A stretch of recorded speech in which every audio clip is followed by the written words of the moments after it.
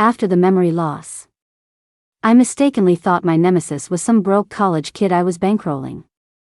So when he showed up to laugh at me, I slapped him right across the face. Kneel. Put my shoes on for me.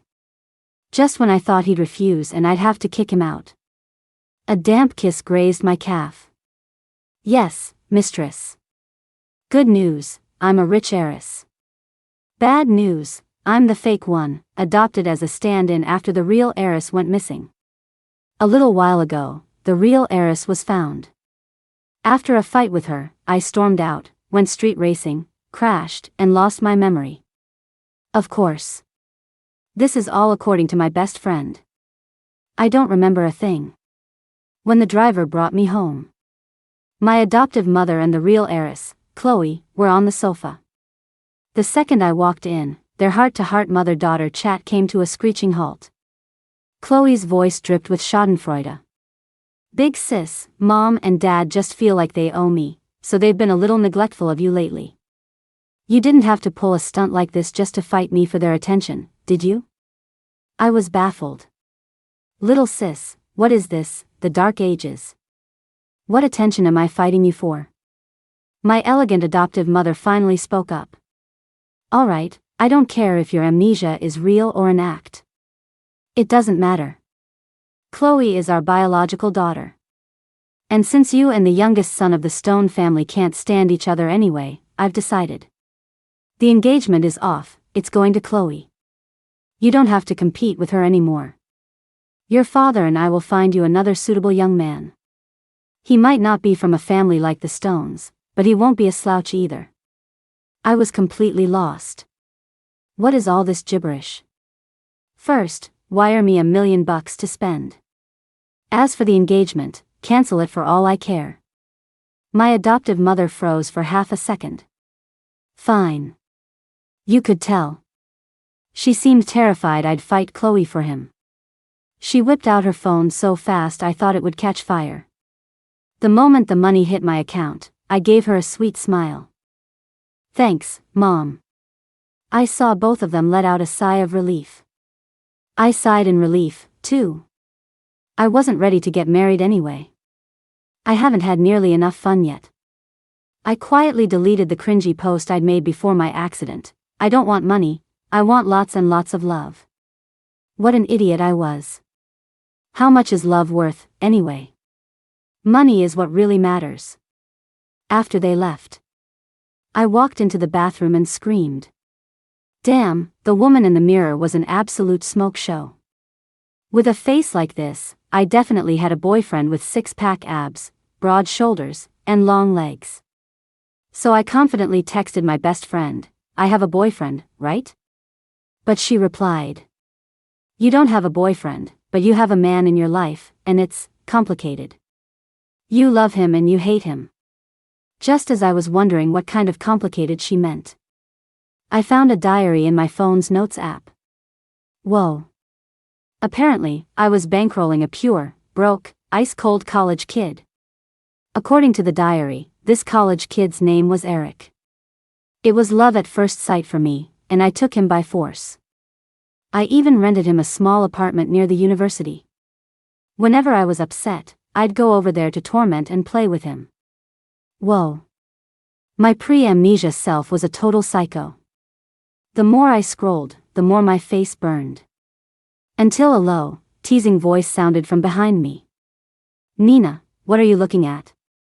The man was tall and lean, wearing a black casual shirt and leaning against the doorframe. His bright, charming eyes narrowed slightly. What happened? I heard you lost your memory. I couldn't help but swallow. What was wrong with my pre-amnesia self? A total 10 like this was right in front of me and I didn't even lock him down. Instead, I went out and got some college boy sugar baby. It was just wrong. Right, I lost my memory. You are? The man chuckled. I'm Eric. You don't even recognize me? Eric. The college kid I was bankrolling. And he was only just now coming to see me. At that thought, my face fell. Were you busy? Took you long enough to finally come see me. Eric's eyes flickered for a second, but before he could speak, I raised my hand and slapped him across the face. Kneel. Put my shoes on for me. The man's head snapped to the side from the force of the slap.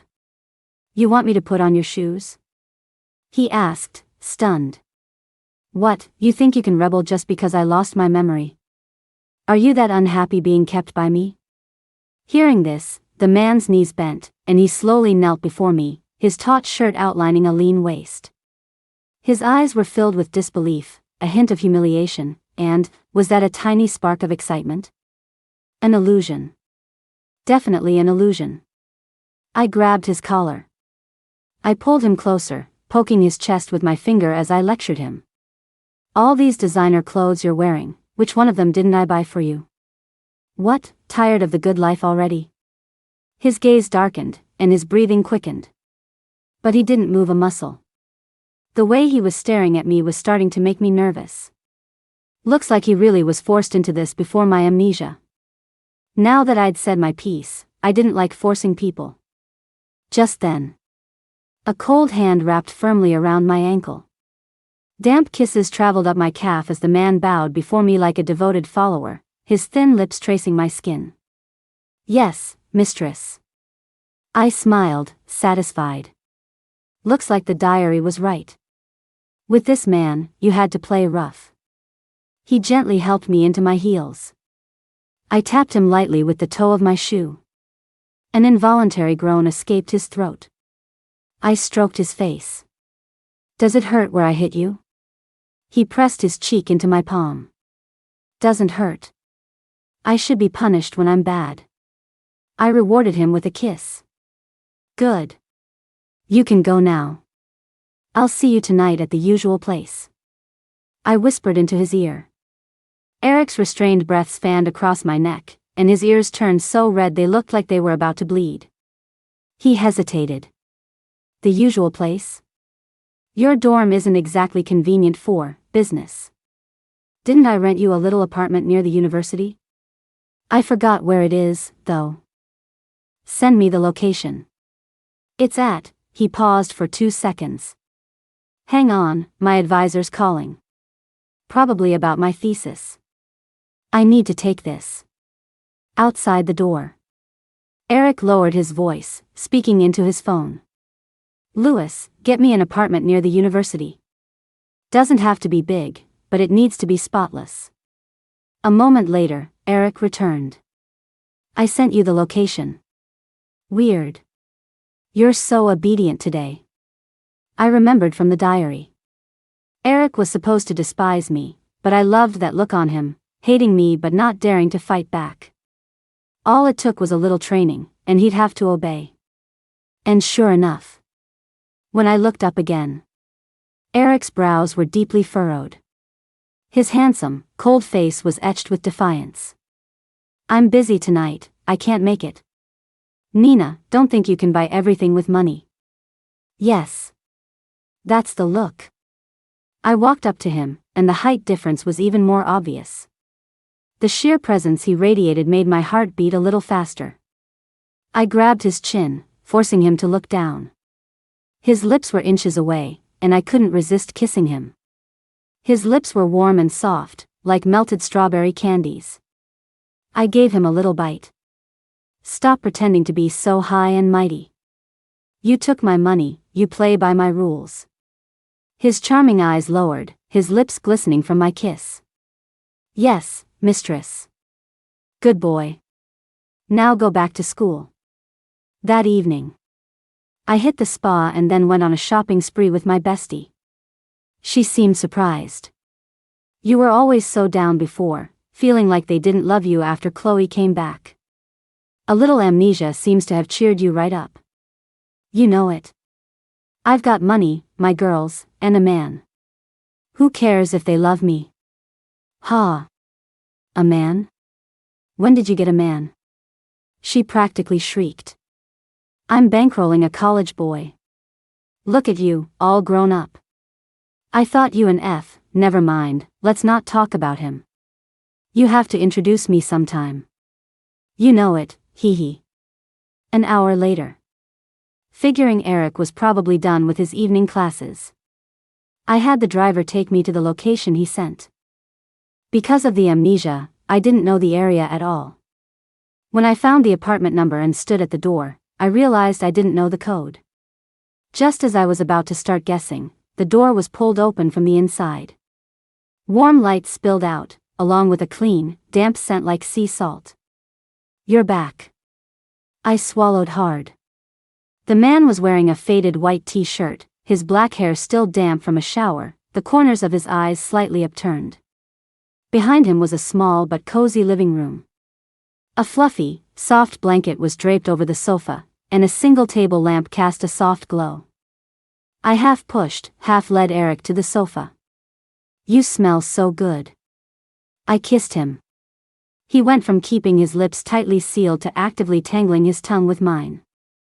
"Who gave you permission to shower already, I sniffed at his collarbone, and instantly, the man's waist tensed under my palm. "I went to the gym, I was sweaty." "The gym? Let me inspect your progress." I ran my hands all over him. It made his breathing grow even more uneven. Inspection complete.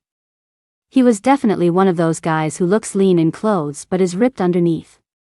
"Take it all off. And get back in the shower with me." He turned his head away in humiliation, all the push and pull from our kiss gone. He grabbed my wandering hand. "No. Do all you rich people get off on messing with people like this?"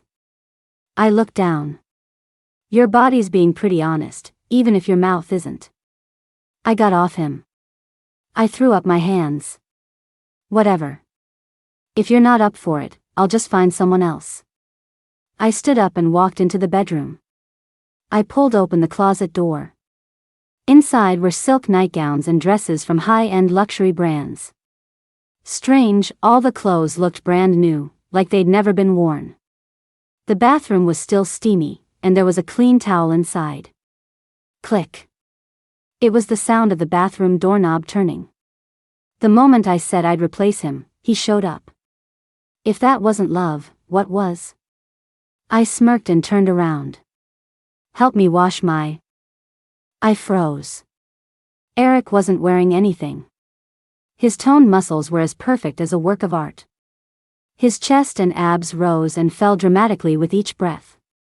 "Don't replace me," he said. My face felt like it was on fire.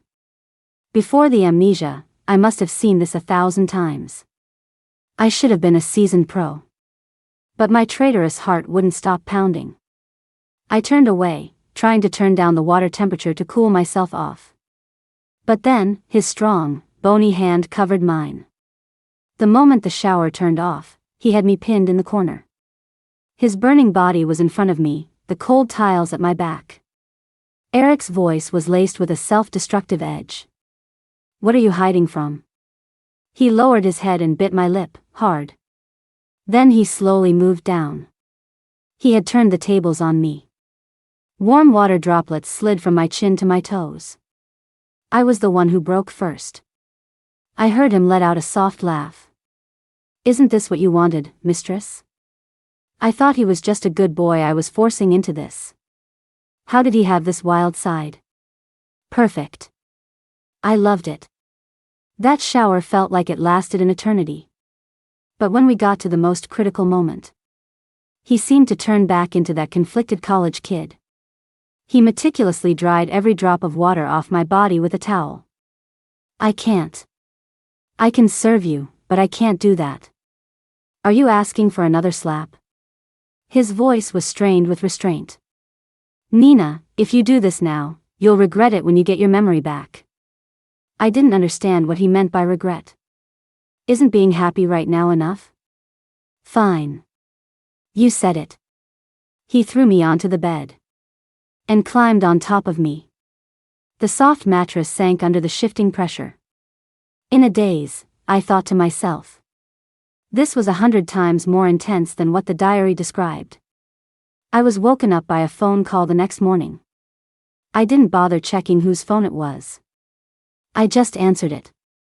"Mr. Stone, good morning." "Regarding?" "Mr. Stone?" I mumbled. I think you have the wrong number. The arm wrapped around my waist tensed for a moment. The man opened his sleepy, charming eyes and took the phone from my hand.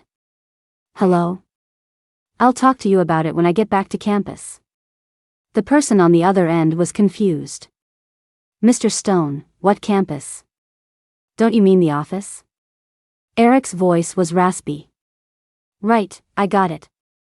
So the dorm inspector confiscated the hairdryer. Just buy a new one, okay? You don't need to report little things like this to me. Gotta go. He tossed the phone aside. That was my roommate. Oh. But why'd they call you Mr. Stone? That's just how they are. They love giving people stupid nicknames, calling everyone boss this or Mr. that. He sat up. The thin blanket slipped off him, revealing the possessive scratches on his body. I instantly forgot all about the phone call. I lazily stretched out one leg. Okay. On the way to drop Eric off at the university, I got a call from my adoptive father. Hello. Nina, Chloe's engagement party is in a few days. You need to be there. If I have time, I'll go. If not, I won't. For once, Eric spoke up. Who was that? So I told him about Chloe taking my place and getting engaged to the Stone family. It's kind of a coincidence, the guy she's engaged to has the same last name as you. Stone. Eric suddenly looked over at me. His tone was completely certain.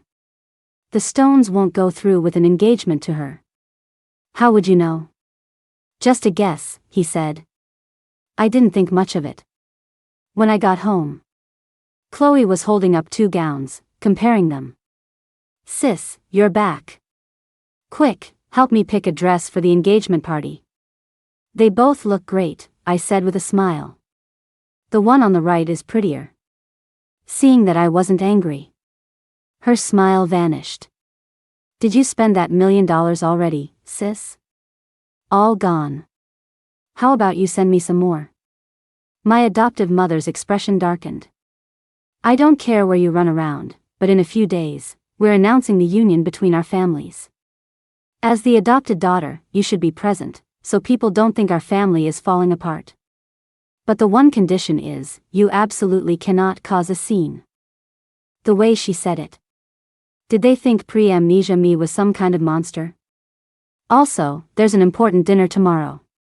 You need to go. Not going. Money's gone, no gas money. Ding. A transfer notification. Ooh, hit the jackpot again. The next day, when I got to the private room, I realized it wasn't some important dinner. There was just one nerdy-looking man with glasses inside. When he saw me, his eyes lit up, and he eagerly stood. Mississippi Chen, hello.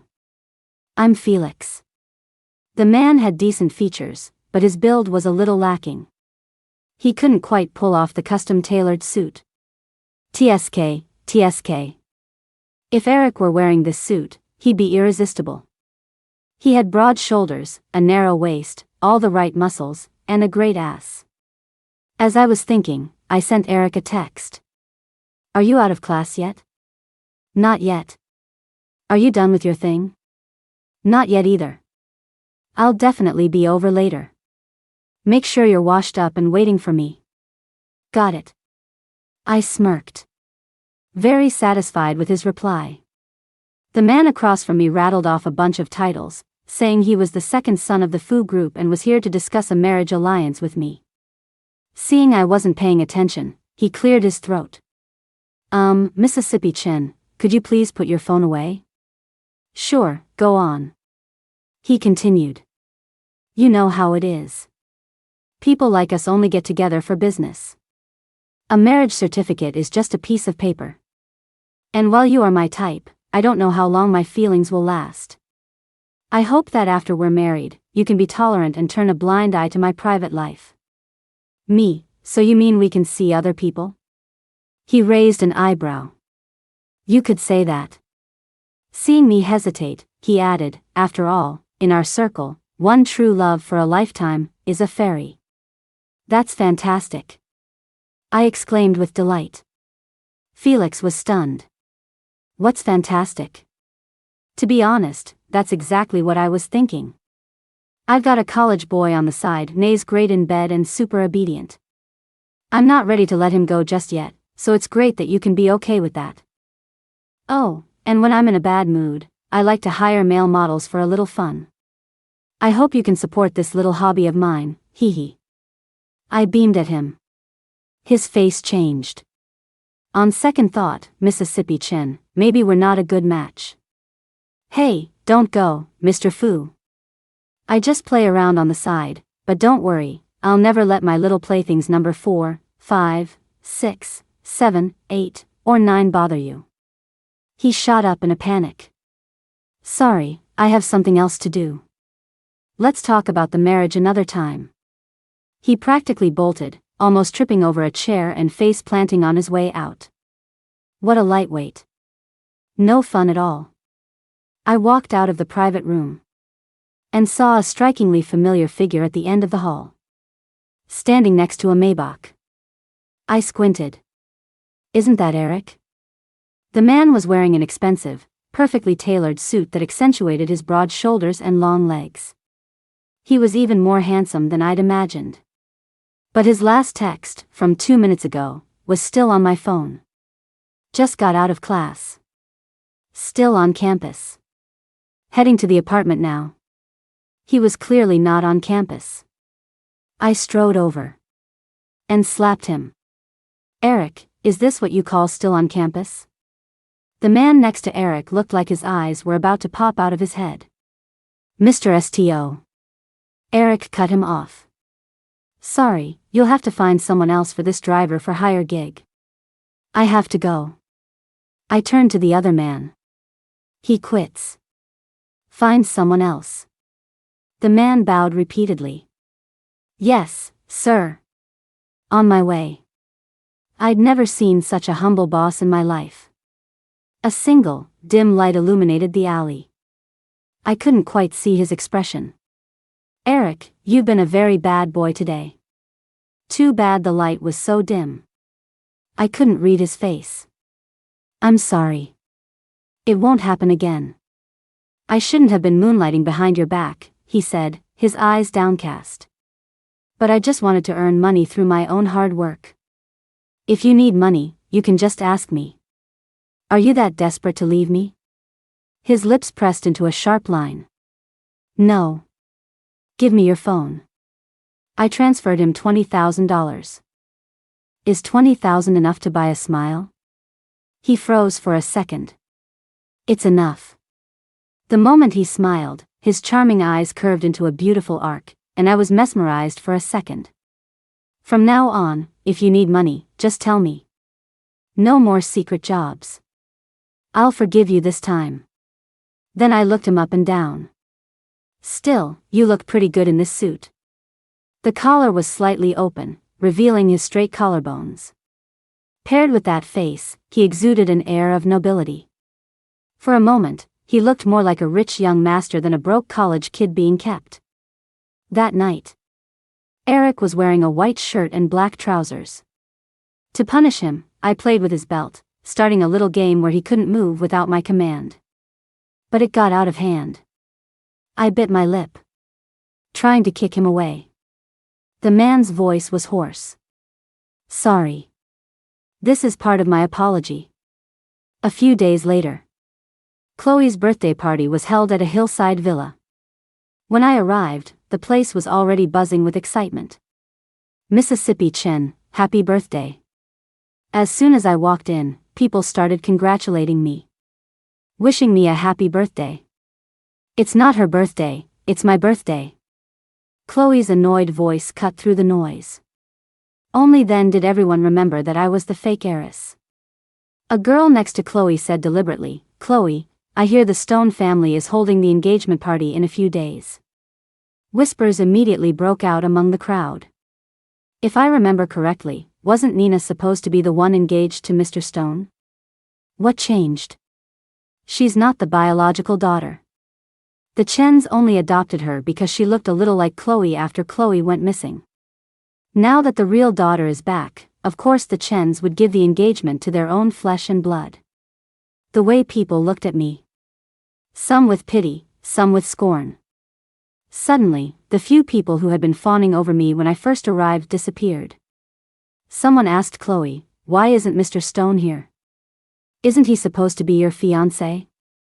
"Oh, him?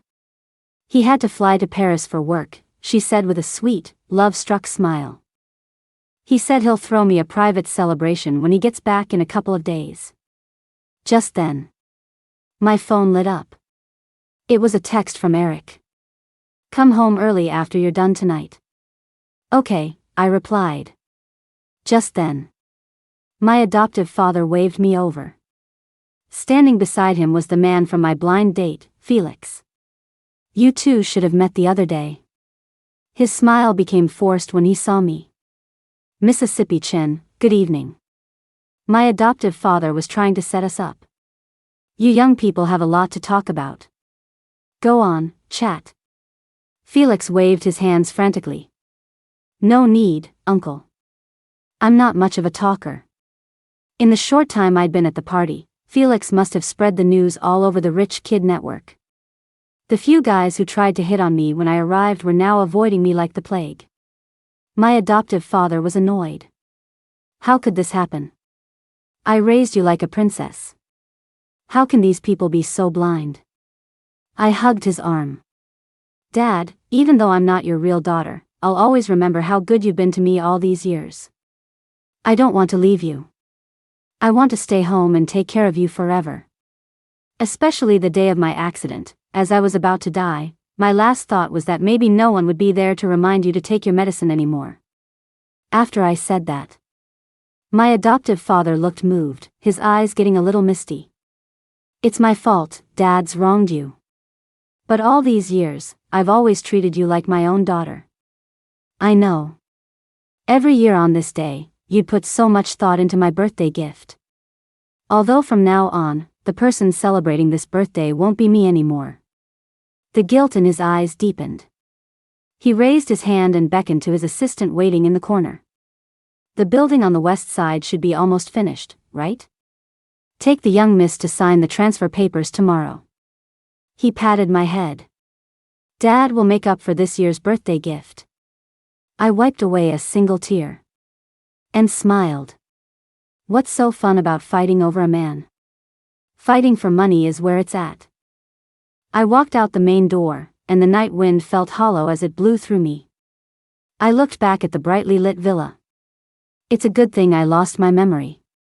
Based on what I know about my old self, I'd probably be hiding in a corner, sulking.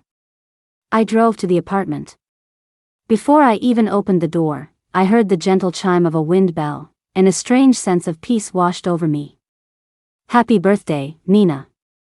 On the table, a beautiful and elaborate castle-shaped birthday cake stood in the center. I raised my hand. Eric instinctively leaned his face toward my palm. I stroked his cheek. "No hitting today. Only spoiling." "Thank you, Eric. Today is actually my birthday, too." Everyone thinks I was just celebrating Chloe's birthday in her place for over a decade. Even though I had amnesia. My best friend told me. Chloe and I don't even look that much alike. The reason the Chens chose me from the orphanage was because we were born on the same day. They thought it was fate. That's why they adopted me. I shook my head, clearing out the clutter.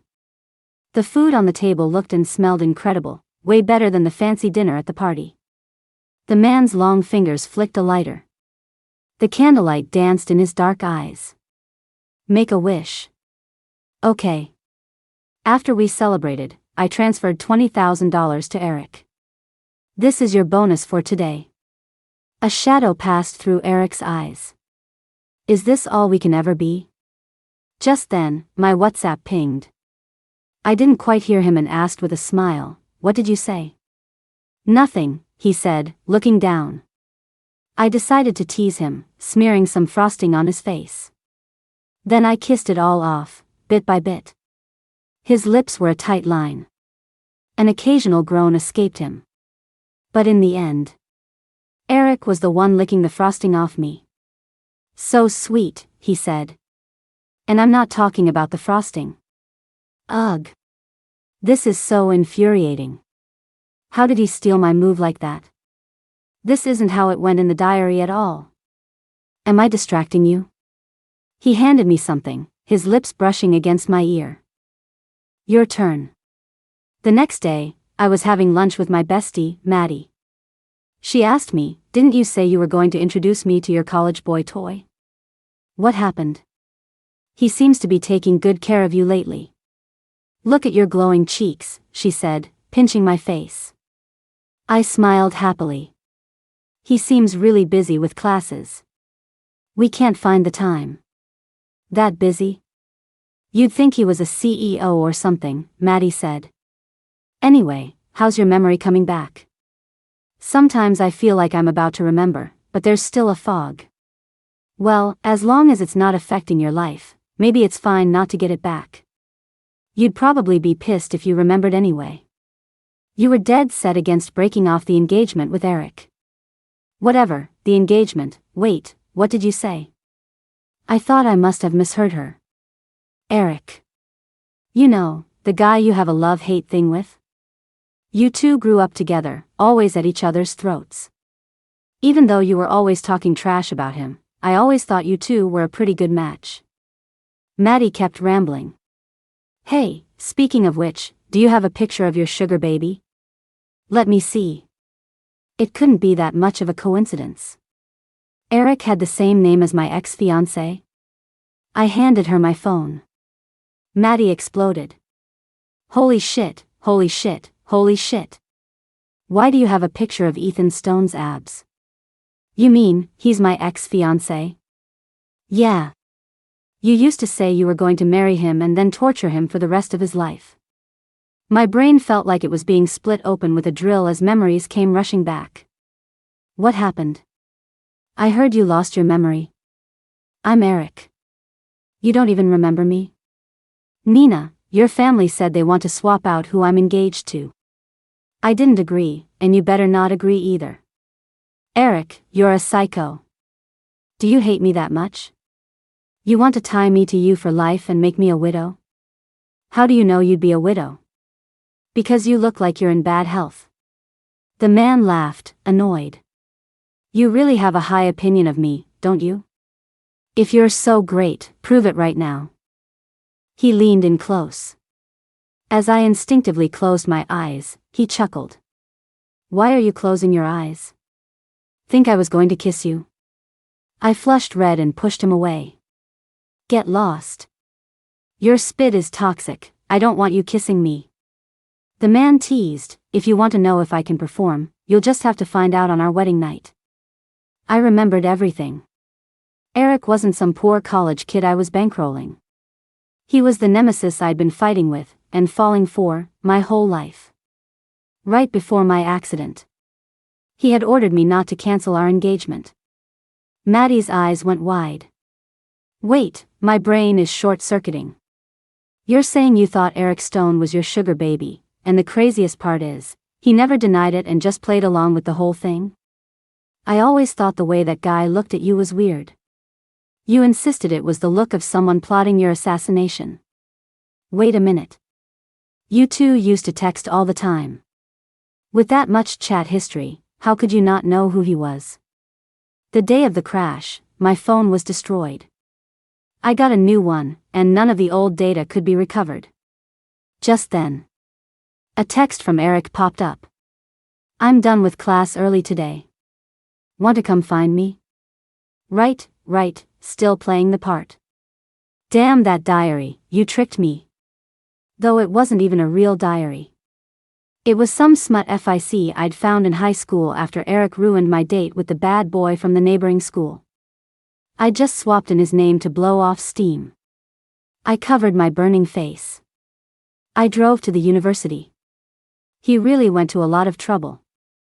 Coming all the way to campus just to pretend to be a student. Eric's bangs fell softly over his forehead.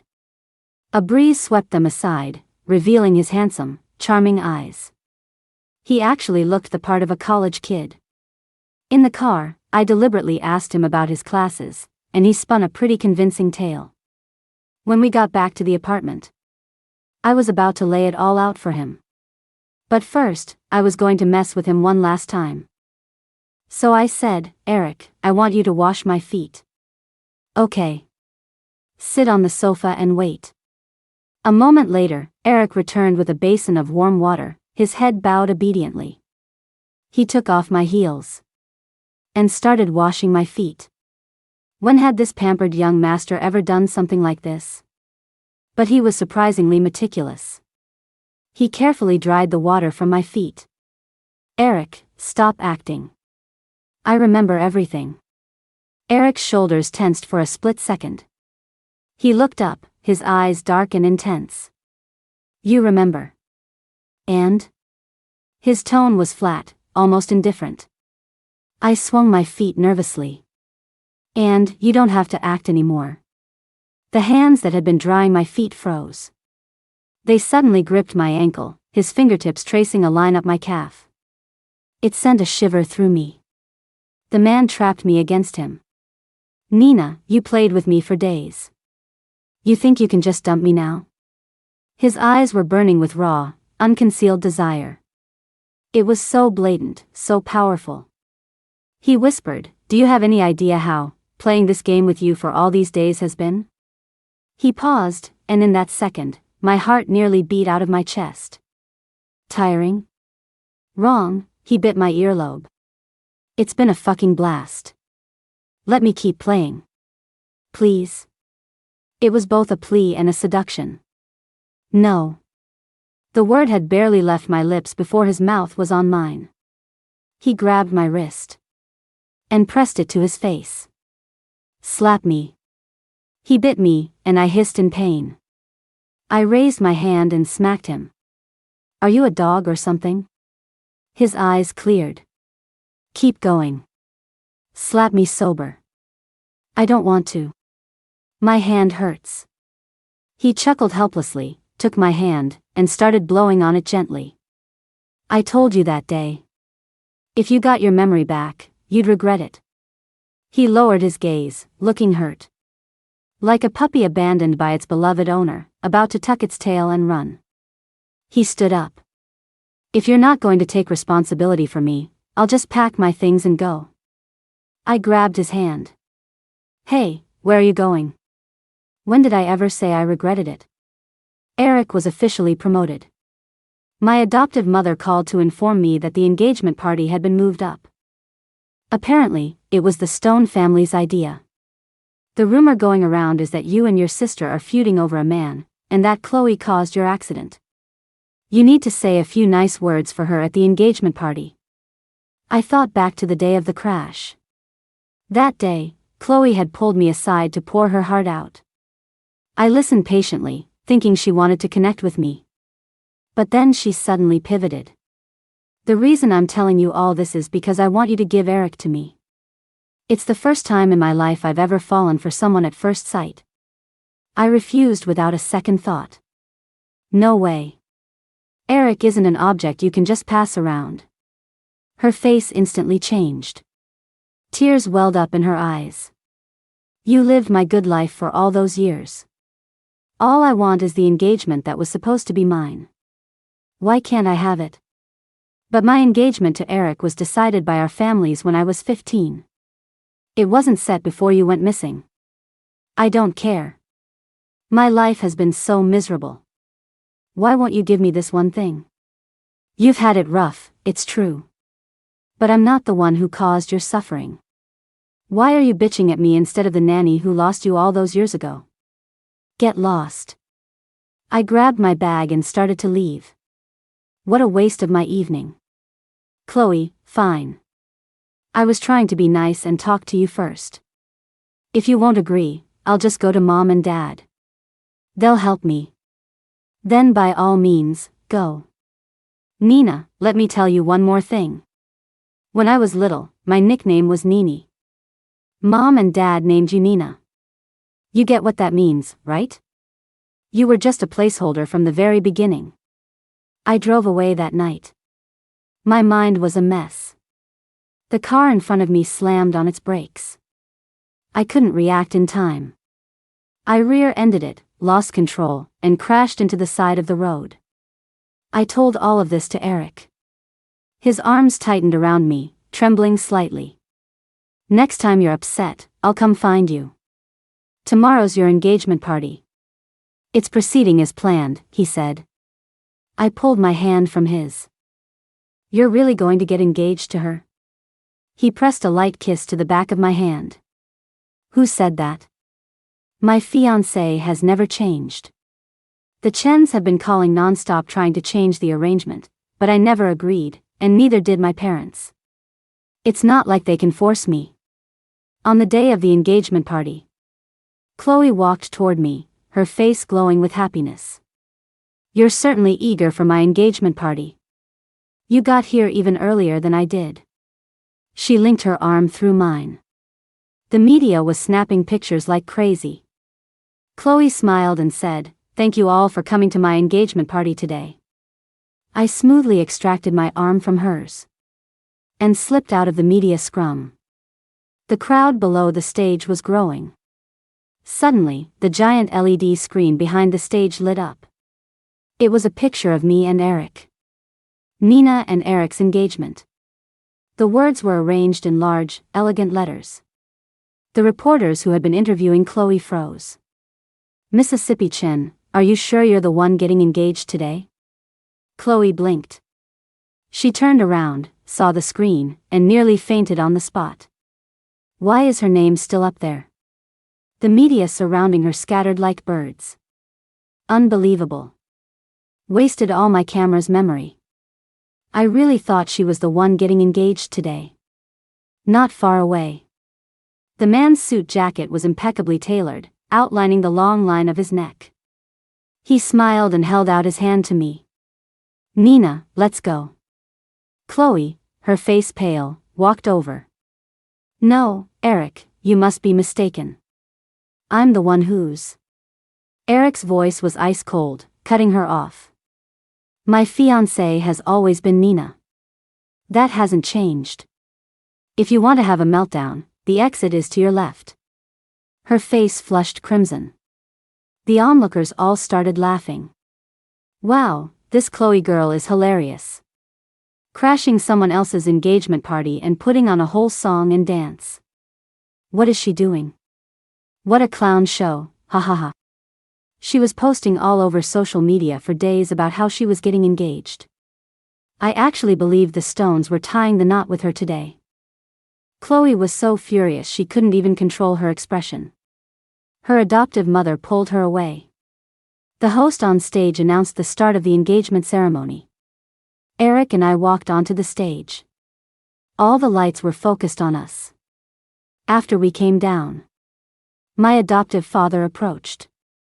He looked at me and smiled. "I'm sorry, Nina. It was just Chloe making a fuss. But you're both our family's daughters. It's the same no matter which of you gets married." "It's not the same." Eric's tone was more serious than I'd ever heard it.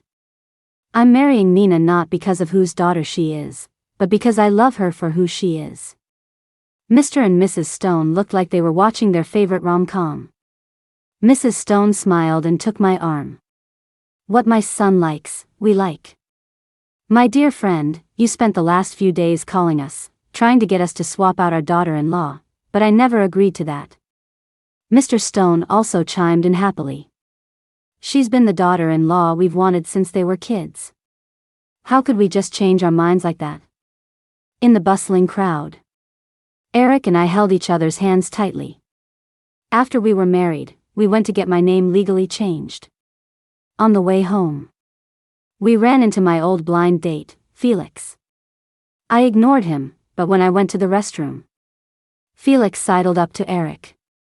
"Mr. Stone, what a coincidence." "Not really." "And you are?" "I previously went on a date with your wife," he said, introducing himself. "I just wanted to give you a friendly warning.